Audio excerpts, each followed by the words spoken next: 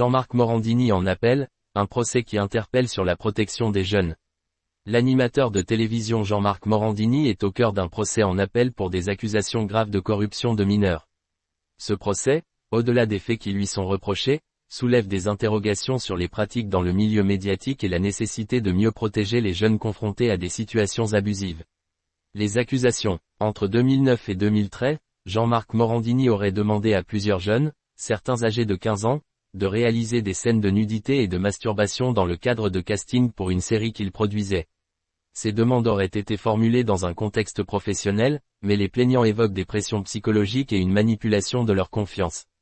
En première instance, l'animateur avait été condamné à 6 mois de prison avec sursis pour harcèlement sexuel, le tribunal ayant retenu des pressions graves exercées sur les jeunes concernés. En appel, les débats continuent de mettre en lumière la vulnérabilité des victimes et l'importance de leurs témoignages. La défense de l'animateur. Jean-Marc Morandini a toujours nié avoir eu l'intention d'abuser des jeunes impliqués. Il a expliqué que les demandes liées au casting étaient justifiées par les exigences des rôles proposés, nécessitant une aisance avec la nudité. Je pensais que ces jeunes étaient majeurs, a-t-il déclaré, tout en reconnaissant l'existence des échanges incriminés. Ses avocats plaident pour une requalification des faits, soulignant qu'il n'y aurait pas eu d'intention de nuire. Cependant, les parties civiles insistent sur les conséquences psychologiques durables pour les jeunes impliqués. Un enjeu de société. Au-delà de ce procès, cette affaire questionne sur les dérives possibles dans les relations de pouvoir, notamment dans des secteurs comme l'audiovisuel où des jeunes cherchent à se faire une place. Les associations de protection de l'enfance dénoncent un climat où les ambitions professionnelles peuvent être exploitées par des individus en position d'autorité. Selon les experts, cette affaire illustre le besoin de baliser les pratiques dans les castings impliquant des mineurs. Il est urgent de renforcer les cadres juridiques pour éviter que ce type de situation ne se reproduise, souligne un porte-parole de l'association Innocence en danger. Les conséquences pour les victimes. Les témoignages des jeunes ayant participé à ces castings sont particulièrement poignants.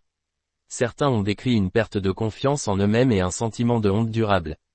J'avais 16 ans, je cherchais une opportunité, mais je me suis retrouvé piégé, a déclaré l'un des plaignants.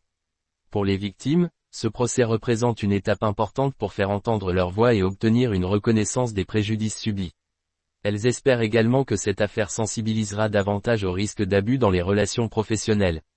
Un verdict attendu. Le verdict de ce procès en appel sera rendu dans les semaines à venir.